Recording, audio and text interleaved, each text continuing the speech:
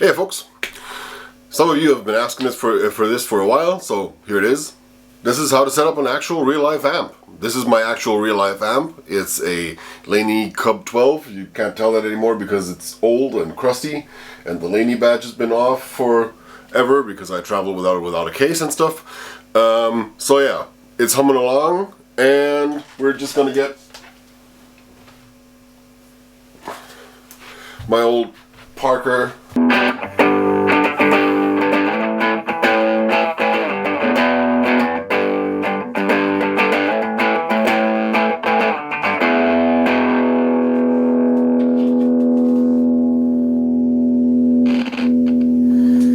Now this is everything on 12, including the volume.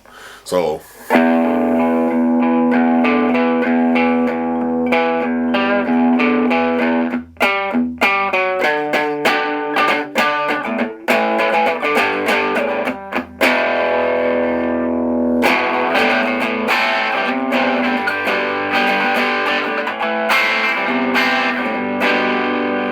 this is also how I pick amps if I go and try out amps.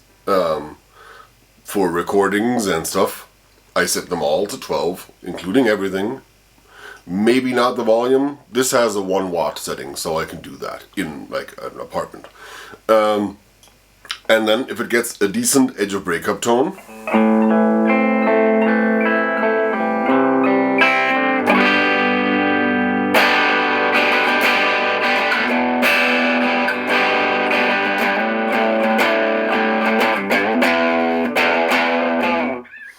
I guess we're halfway there. Now, edge of breakup is fine, but not everybody plays edge of breakup, even though they probably should. For most rock sort of music, because let's face it, it's just the perfect place to sit. You can tone, just adjust the amount of distortion by picking harder or softer. If I pick really softly,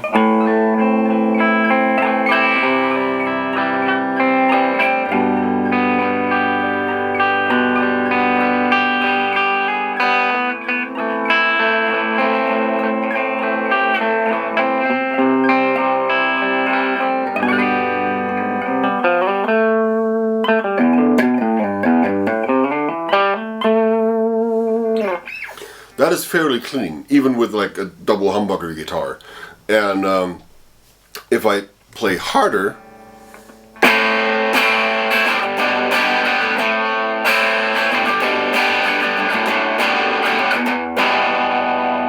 I can definitely get away playing social distortion type punk rock with it. You know, even like power chord punk rock would sort of work.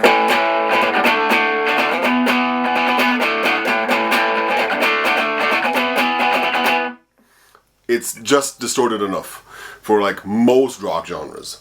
And then this guitar doesn't have a lot of bass in it, but I still think that the tone knob on this, has a tone knob, can just be knocked over to like 2 o'clock to just brighten it up just a tad.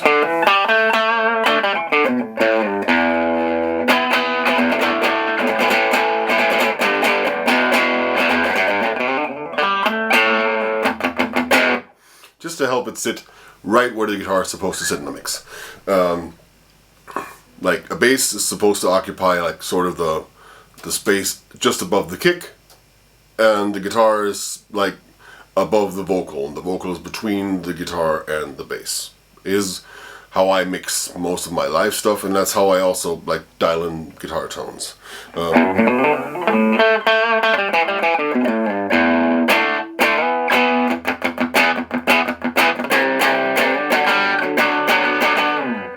Now for metal, that is obviously not distorted enough.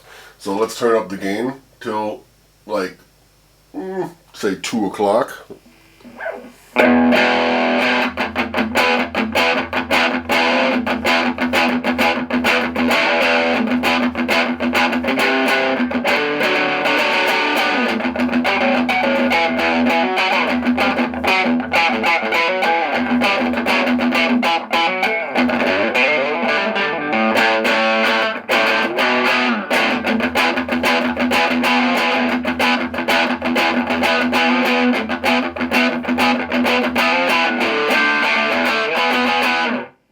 gets us pretty much to like an 80s sort of guitar sound on this particular amp. I do think it's getting a little muddy, so let's add some more. Let's take the bass down just a notch, add a little bit more mids and high end, and then it sounds sort of like this.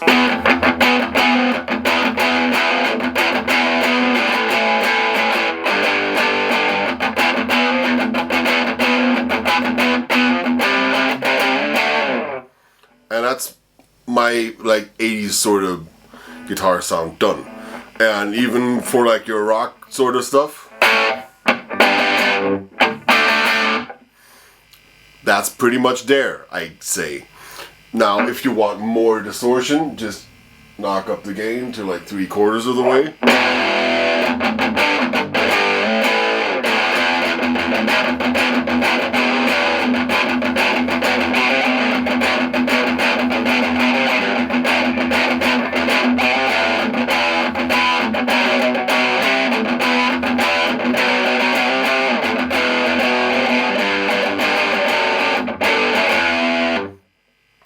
Now, this is sort of the point where most punk guitars start off, which is, in my book, already too distorted for like regular, just straight up punk, because this will get buried in like a dense sort of punk mix underneath the bass, because the bass sort of is like jangly and has a lot of top end in punk, and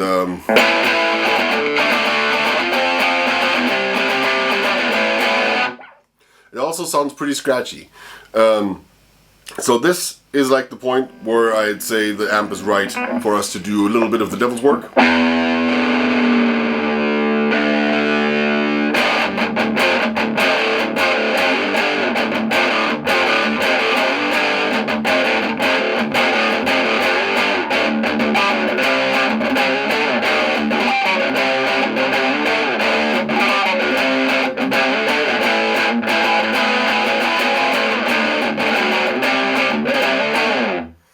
And it just sounds great for like drop E sort of stuff. Now I'd say that's a little bit not enough bass and maybe not enough gain, so let's knock both of them up just a little bit.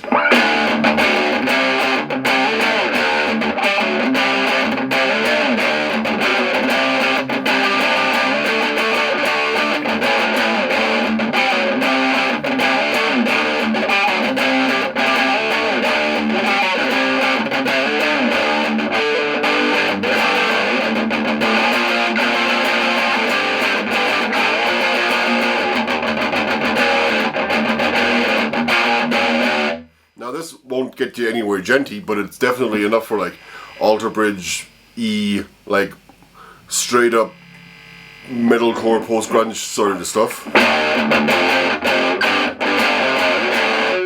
Dad rock sort of vibes. Now I hear y'all talking. How about down to chuggy like genty stuff? Let's unplug this and get the Chapman. Oh, you fuck.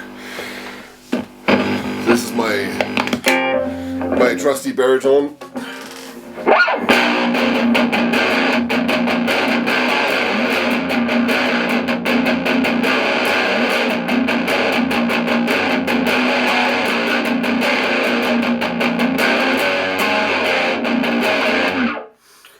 And as you can tell, this is already a lot more output from the guitar. It is driving these tubes hard. And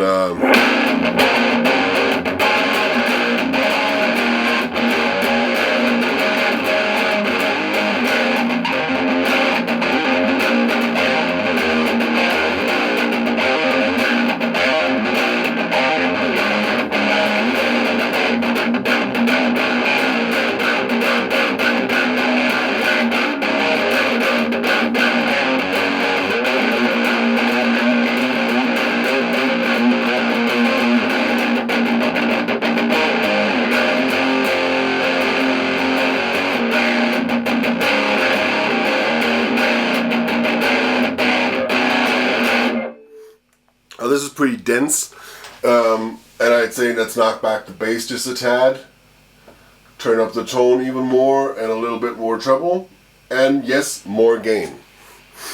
And then it turns out something like...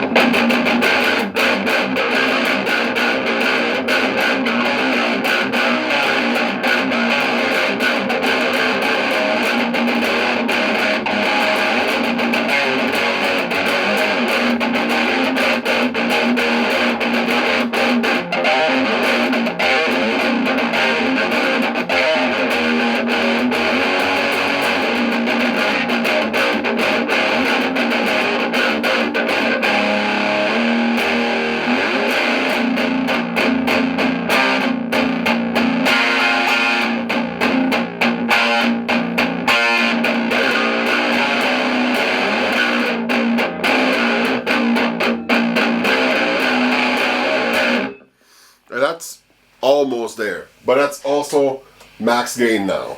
Like, this is all the gain this amp has.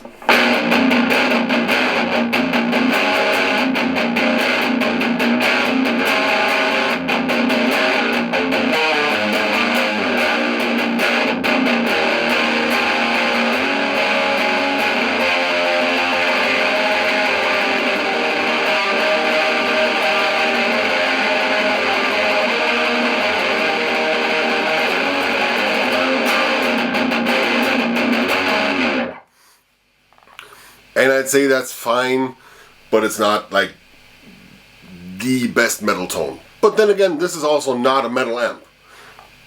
If you have to max out the gain on your amp and it's still sounding a little bit just not crispy enough and it can still take more compression, then probably it's time for either a different amp or a couple of pedals. And a couple of pedals is what we're doing next. I'm a chucking this really old Ibanez Fathead bass overdrive just because I have it, and we're using a baritone guitar anyway, so down-tuned is good. Set on the overdrive attack, which is sort of an overtone switch on this, set to none.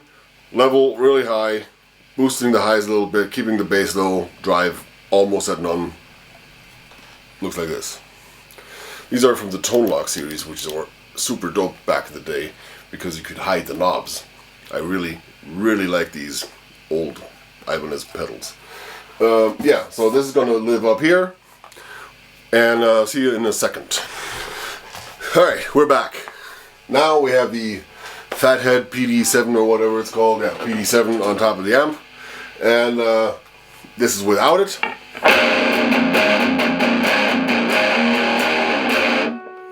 And this is, oh, sorry. And this is with it.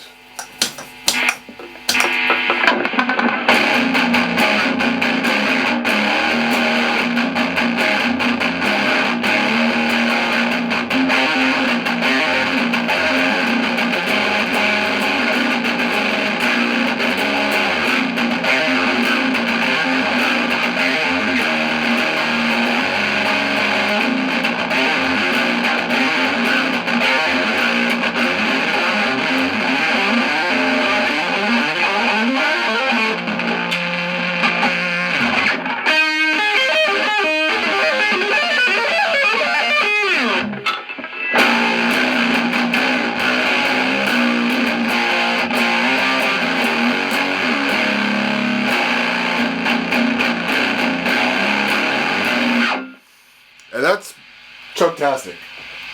Now let's turn up or down the highs a tad, up the drive just a wee bit, and we get a bunch of noise.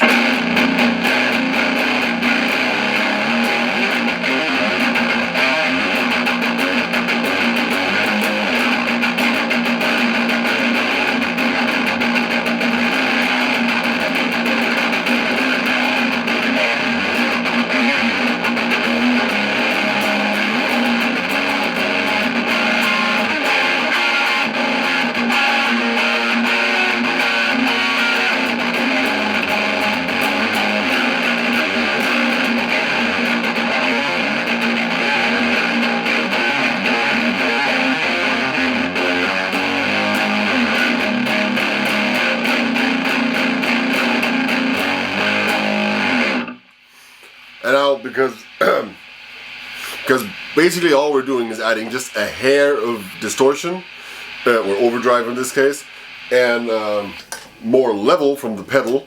All we're doing is pushing the front of the amp a lot more, and that just creates enough of drive and distortion for me to riff and to be absolutely happy with a Laney Cub 12 brown sort of amp that doesn't even look like a metal amp, because it's not sold as a metal amp. It's sort of like a blues and harmonica amp actually and stuff like that. It's really not meant for metal, but it does the metal. And I think it proves that with a decent set of valves and a decent speaker, and this has a Celestion something in it, not a vintage 30 but a 12-inch whatchamacallit, and it just sounds killer. And I'm pretty sure even the mic that I have on top of the camera, which is just like a Sennheiser MK200 or something, just a plug-in top of the camera mic, so it's like a Rode Video Micro something sort of, will do this justice. Even though we don't have the cab mic up or anything, this is just dialing in a sound for like a bar type gig or like rehearsal or stuff. And I think we've done that in like 20 minutes. So yeah, it's really easy to dial in a fundamental tone. Of course, you can go ahead and sculpt this some more. Like,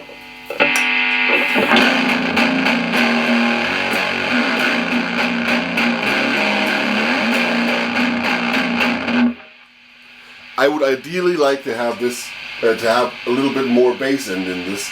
So let's add it from the pedal.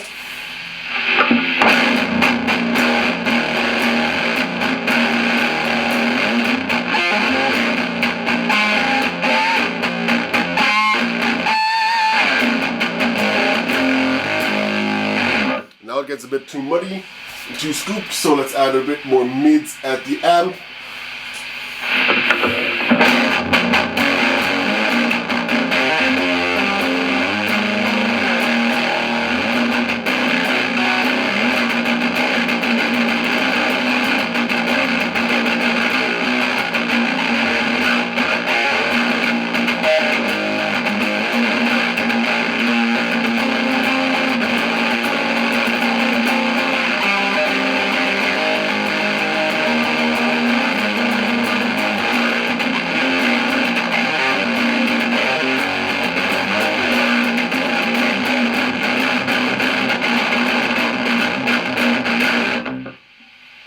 And now it's super noisy and like it's super distorted, so let's turn down the drive just a hunch back from the pedal.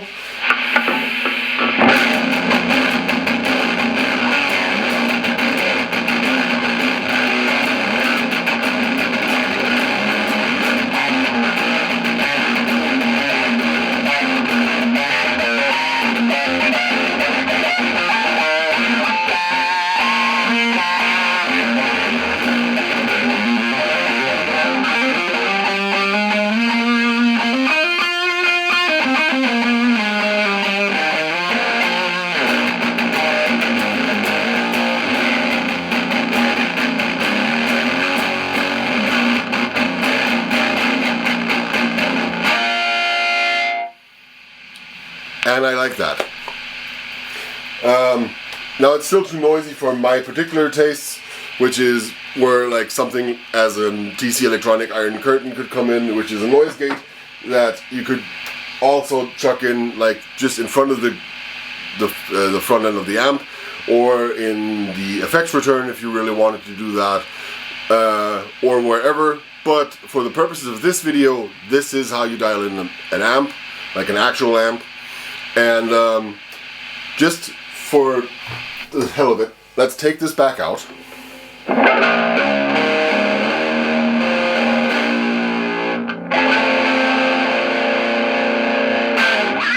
This is how the amp sounds now with the baritone. And if we go back to the Parker,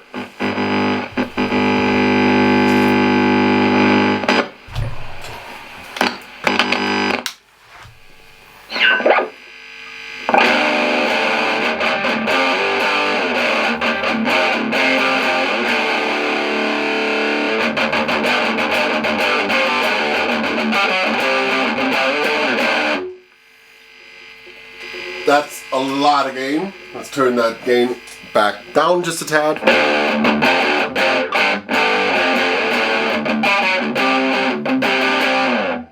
And we're back to a rock and roll sound.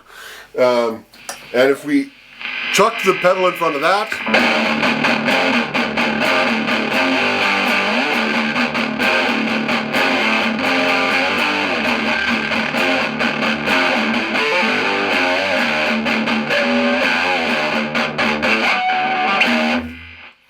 that's just glorious. Glorious drop D riffage. Yeah, all from a 1x12 combo amp that's not meant for rock or metal. And it absolutely does it. So yeah, what's sort of the point of this?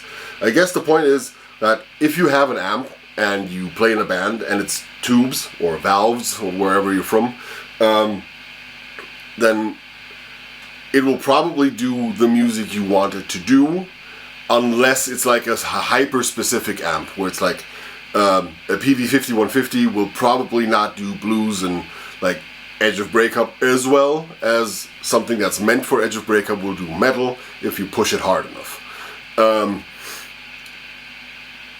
That being said, a Fender clean amp will probably never get you to a decent metal sound, although Baroness might disagree on that, because they tour with like Fender Twins and Princetons and stuff. So there's that. It all depends on your particular style and sense of aesthetic, I guess, how you want your amp to sound. I generally advise to stay clear of super high gains, because they just tend to get lost in or your guitar tends to get lost in the mix then. And I'd also say tame the low end a bit. Either by like turning up the tone knob a bit if your amp has one, or down the bass a bit and up the treble and up the mids just a touch, or by chucking the pedal in front of it and boosting the highs on that. Generally speaking, a Tube Screamer is like the ideal pedal for this, but since I've gone modeling about 10 years ago, I really don't have that many pedals lying around anymore.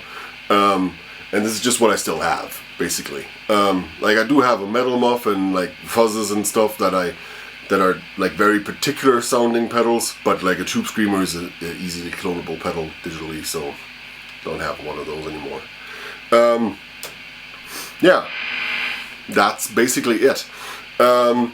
Again, so rock punk sort of sound, start at noon-ish, everything. And turn down the bass a bit, up the mids a bit, up the tone a little bit, like.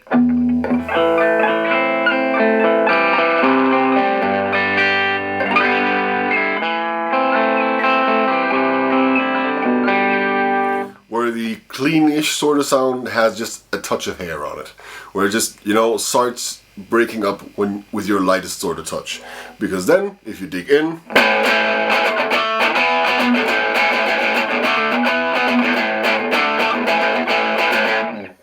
get a nice, small but pokey, like punk guitar sound that will do sort of